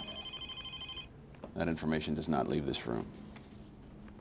You can't run a country under several feet of volcanic ash, but some sections of the media will still say she's running away. Now, can we get to business? Wendy, how many people in the fallout zones? About 25 million. Casualty estimates so far? In the immediate zone, 90%, excluding those that got out early. In zone 2, we estimate 10% mortality. That's approximately 35,000 people. Zone 3, 5% mortality. That's 122,000 people. Zone 4, 3% mortality, 85,000 people. Zone 5, estimate 1% mortality, 220,000 people. Total estimated deaths for the first week, 462,000. And that's assuming Zone 1 is clear. These are all from the ash? Mainly. Either directly from ash inhalation or indirectly from roof and building collapse, power failures, especially in the hospitals, ash-related accidents. Sir, standard advice to people was that they store enough food and water for only 3 days. Today is day 3. Then what are we going to do? Oh, excuse me? Wendy Rice.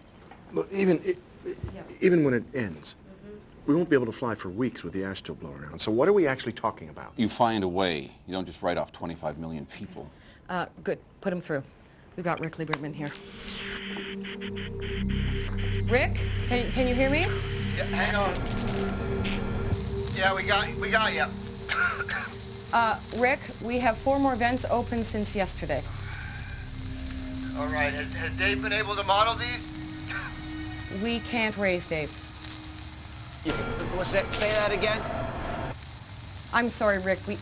We can't raise Dave. Secretary Foster here, Rick. We need to know how long this eruption is going to last so we can plan how to rescue 25 million people. With all due respect, Mr. Foster, I think you've got to change your game plan. What you have told people is to stay put and to sit this out and to wait for your help. I believe there's simply no realistic way for you to honor that, sir. And I think that if you do, people are going to die waiting for you. You need to retract your advice. You need to retract your advice. You need to tell them to come to you. Mr. Lieberman, FEMA will draw on every resource possible to rescue these people. That's our federal obligation. No, sir, this is not about protocol, Mr. Foster. This is about survival and nothing more. I mean, when this ashfall stops and the air starts to clear, the people who are trapped are going to, like we are going to start walking. They're going to start walking rather than stay here and wait to die. And they're certainly not going to make it, sir, without your help. You need to help us. You need to tell us where to walk. We need to have supplies dropped for us along the way. I mean, if we are going to walk for life, then it's up to you guys to help us. Damn it. He wants people to walk through the ash? Wait, is he crazy?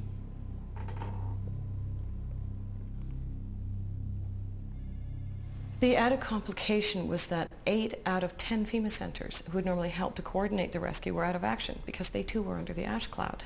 It was only the very eastern and western coast with a very fine covering of ash who were still functioning. So we had to look outside for help with our allies, South America, Europe, Australia. But you see, it was about that time, 3 to 4 days in, that people outside the U.S. started to wake up to the fact that this wasn't just our catastrophe. It was theirs too. They could see it because that was the time it took for the sulfur aerosols from Yellowstone to go right around the globe and start a global disaster. Meanwhile, the first effects of the disaster are being felt closer to home as skies turn red over large areas of Britain due to the huge concentrations of sulfur dioxide released by the eruption. Ashfall has been reported on cars and buildings all over the country. Well, how serious these effects will become largely depends on right now, in the USA at the moment. The new twist has been the onslaught of really heavy rainfall. When you get big eruptions like this, tiny ash particles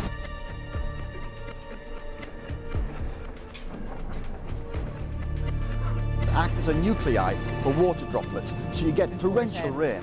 Hundreds of thousands of US citizens.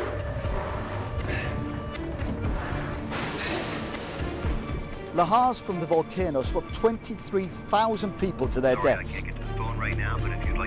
Thousands of others have been. Well, how serious?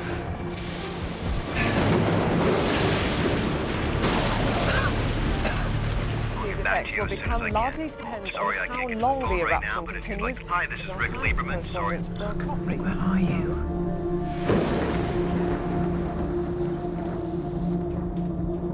I just keep thinking, could I have done something different? Should I have done something different? Just been more decisive or stronger if I could have, made the call earlier. Maybe that would have changed things. Maybe that would have saved some lives. I guess that's up to other people to judge. And my family, it's them who will be left with the fallout of that. These men that I'm with, they think that if we stay put, that we're going to be rescued. But I honest to God believe that if we wait, if we just watch and wait, I honest to God think that we're as good as dead.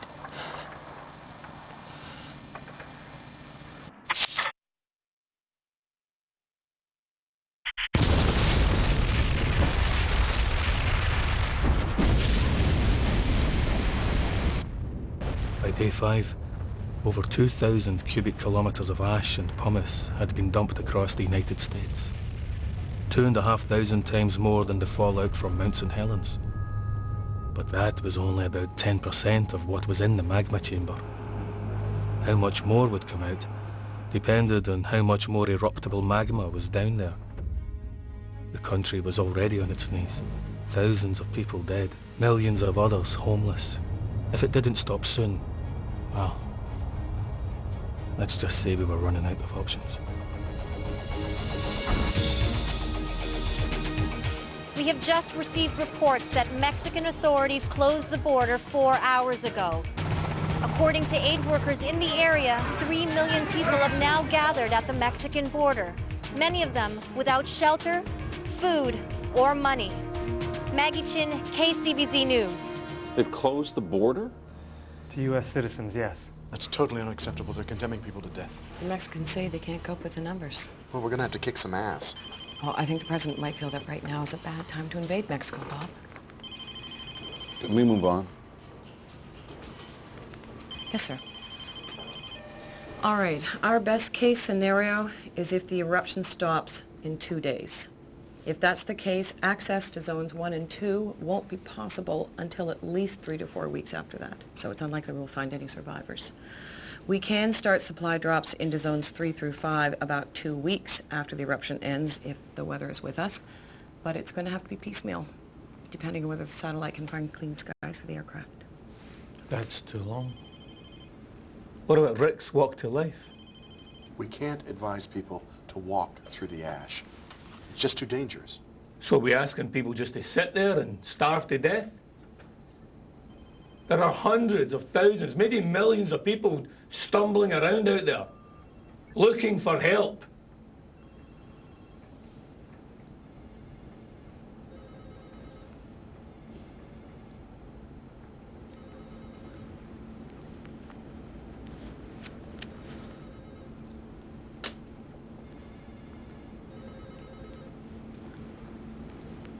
sir.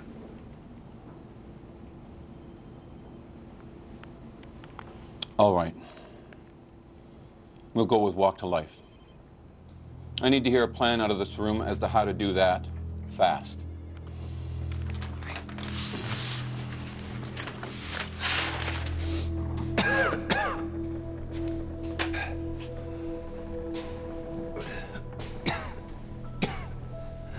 Well, still raining. Ash? Save the battery. We're gonna need it outside.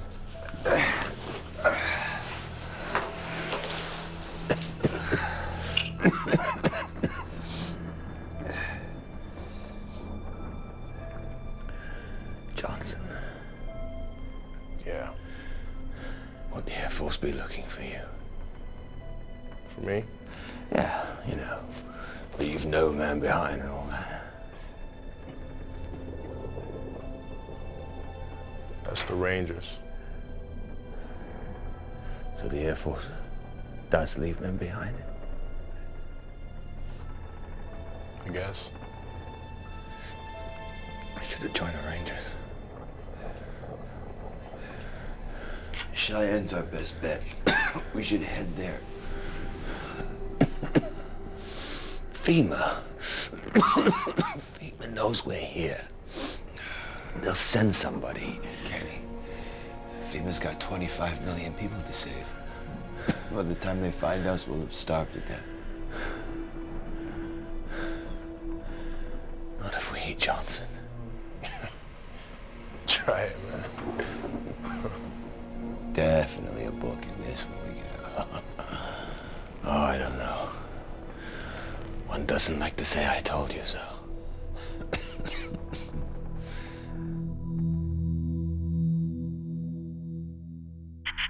We assumed that when all the vents merged together to form a new caldera, then the pressure would drop and the eruption would stop. That was our thinking.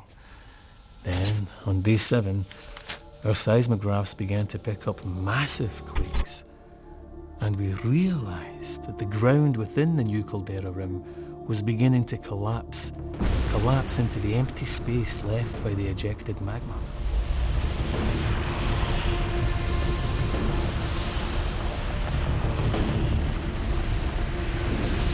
That's all the major drop points. The Pentagon has 45,000 pallets, 800 planes, and 560 choppers ready to go as soon as it's safe to fly. Information leaflets? With the ash jumpers and on all the pallets. You need to see this.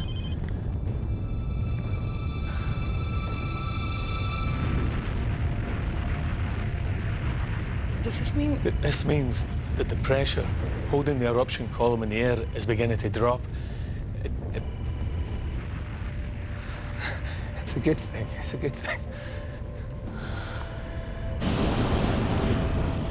And now to the news that America has been waiting for, the end of the supervolcanic eruption at Yellowstone National Park.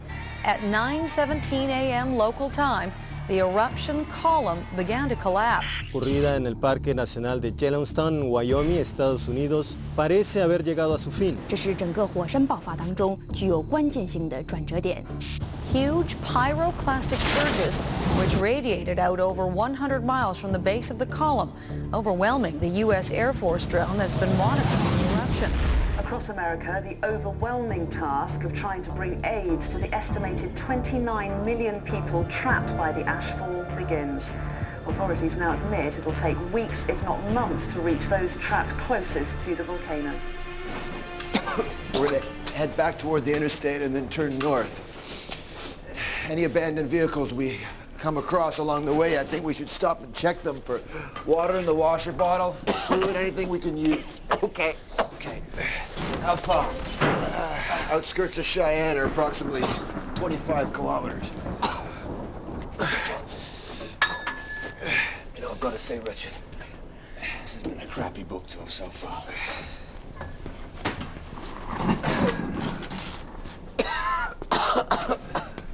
Flashlight. Ready? Okay. Come on. Come on up. Okay.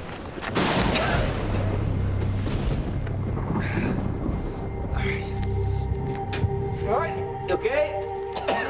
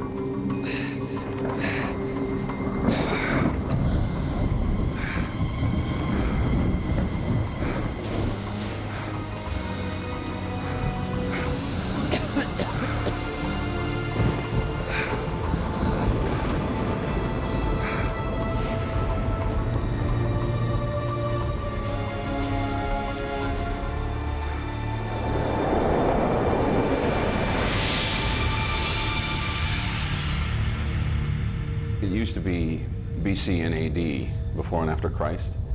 Well, now it's BY and AY, before and after Yellowstone. Before and after the world changed out of all recognition. Suddenly, utterly, irrevocably. The global effects were not fully felt until a month or so after the eruption had stopped. Billions of tons of sulfur dioxide ejected by the volcano wrapped their way around the northern hemisphere, cutting down the sunlight. Within weeks, temperatures started to plummet, as much as 20 degrees in some places. Then the aerosols jumped to the equator and started to cool the southern hemisphere. The monsoon failed, adding drought to the bitter cold. Climatologists say it will start getting better in a few years. But let's just say, I don't think I'll live to see another tan.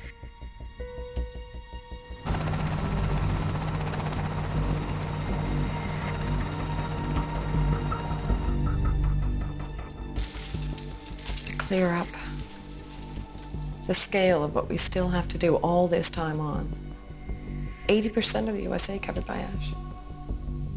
20% rendered unusable or uninhabitable.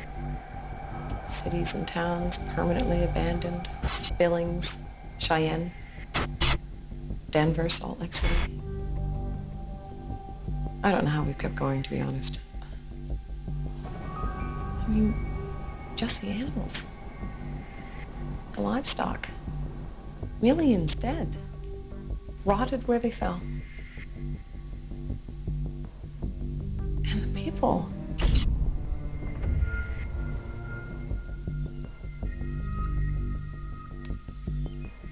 If it hadn't been for Walk to Life, 7.3 million lives saved. That was an achievement. And it was Rick's achievement.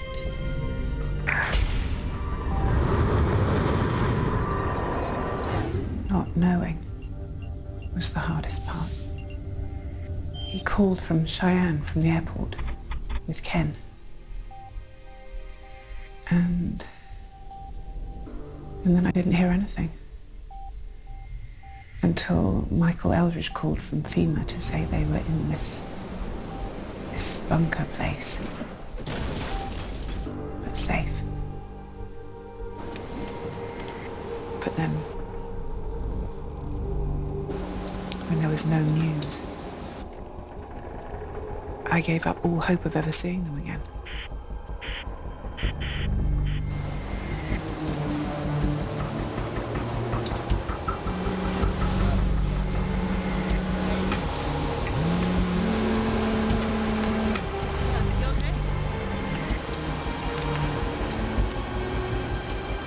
Sir, I believe this is yours.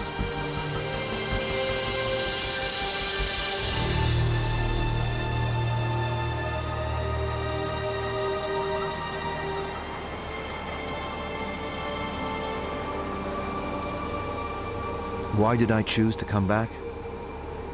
It's hard to say, really. To face the reality of what nearly happened, I suppose. How close we actually came to never leaving this place at all.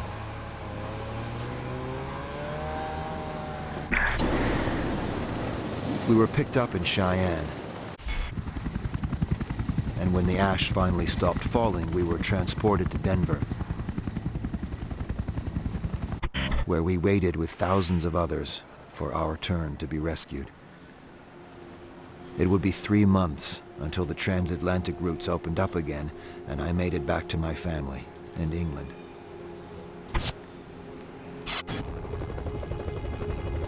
But I soon realized I couldn't stay there.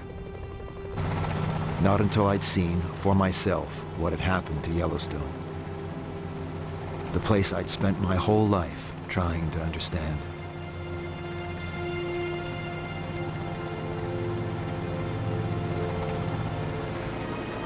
Things will get better.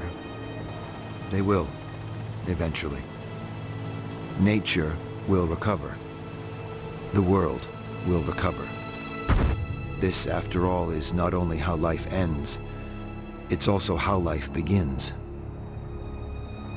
And one day, someday, Yellowstone will erupt again. But not on my watch.